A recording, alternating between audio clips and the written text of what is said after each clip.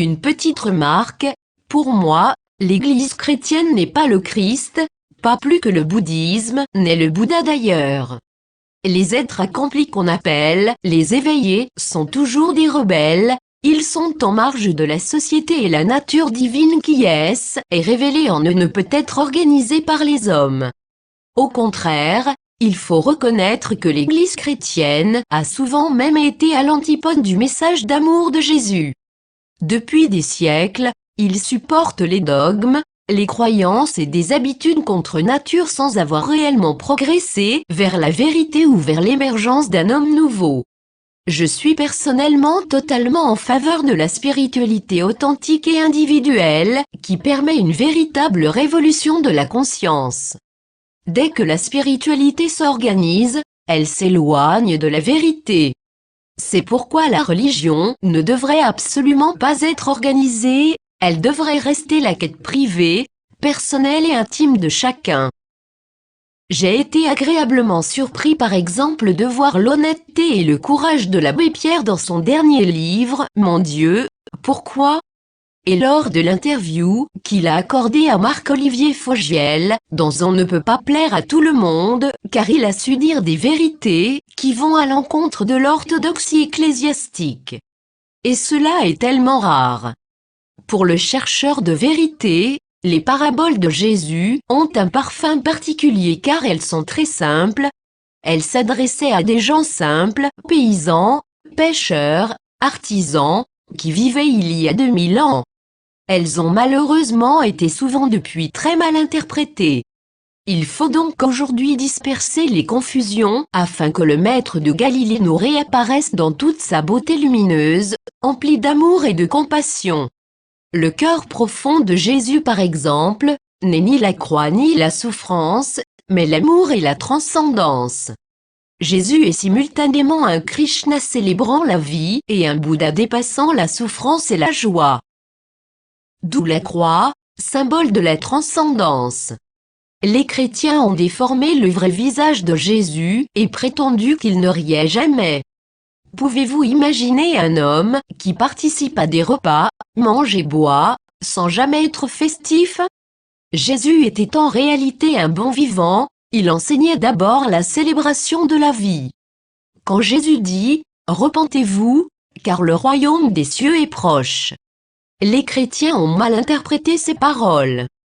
Pour eux, repentir est synonyme de regret, de honte et de culpabilité. Mais, par repentir, Jésus signifiait « retourner », du mot tchouva en hébreu, « revenez à Dieu ».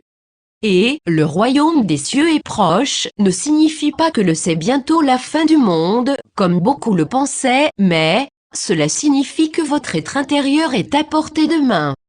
Il est disponible à tout moment.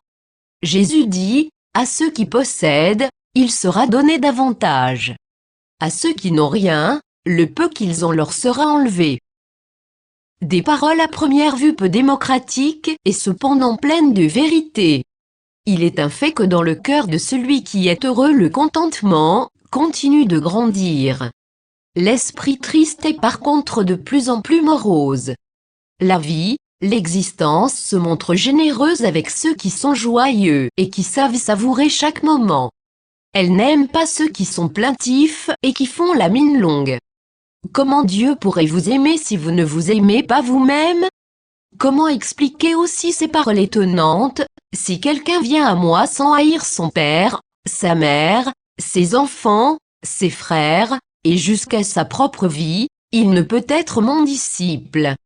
On touche là à l'essence même de la spiritualité. L'enfant, lorsqu'il naît, s'attache à la mère et perd le souvenir de son être et de la présence du tout. Peu à peu son attachement grandit englobant toute sa famille et il oublie son unité avec l'existence. Jésus par ses paroles veut nous dire que la naissance spirituelle ne peut se faire que si la personne transcende l'attachement à la famille biologique. Dans la bouche de Jésus, haïr signifie simplement ne pas s'attacher. Il a sûrement choisi un terme puissant pour secouer son public. Notez, Transcender l'attachement à la famille ne signifie pas ne pas l'aimer, mais cela signifie que vous n'êtes plus dépendant psychologiquement de votre famille. C'est une grande différence qui est souvent mal comprise. Jésus, le seul Fils de Dieu. Par cette expression, Jésus laissait entendre à ses disciples qu'il avait atteint quelque chose de divin. Il ne voulait pas paraître un super-homme, il s'appelait d'ailleurs lui-même aussi le Fils de l'homme. Vous voyez, les paroles de Jésus n'ont pas vieilli, faut-il encore savoir les interpréter justement. En tout cas, ce n'est pas pour rien que le Christ est devenu un jalon dans l'histoire de la conscience humaine. Il a inauguré une ère nouvelle, et parler de l'époque avant ou après Jésus-Christ est sûrement significatif. La conscience humaine n'est plus la même. Jésus nous rappelle que la plus haute possibilité de l'homme, c'est Dieu. Dieu est amour, celui qui demeure dans l'amour demeure en Dieu et Dieu en lui. Un message plus qu'actuel en pleine globalisation, paix et harmonie, Emmanuel.